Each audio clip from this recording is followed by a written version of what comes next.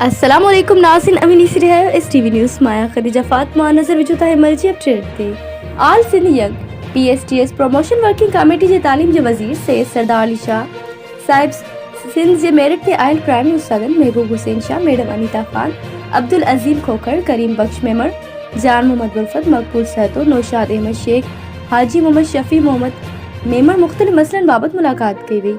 इन मौके ते प्राइमरी ऐं सेकेंडरी उस्तादन जा मसला हल करे जल्द नोटिफिकेशन जारी करण लाइ तफ़सीली ॻाल्हि ॿोल कई वई। गॾिजाणी में मुकमल थियण वारे तारीख़ मुस्तक़िल जो पिणु मुतालबो कयो वियो। उस्तादनि जो शुरूआती कॉन्ट्रैक्ट वारो वक़्त बि संदनि सर्विस में शामिल न करण सां पूरो नुक़सान थी रहियो आहे। गॾिजाणी में सेकेंडरी तालीम गुलाम अकबर लगारी पिणु मौजूद हा। वज़ीर तालीम सैयद सरदार अली शाह मेरठ ते आयल प्राइमरी उस्तादनि खे यकीन ॾियारो त नौजवान उस्ताद जा मसइला फौरी तौर हल कया वेंदा।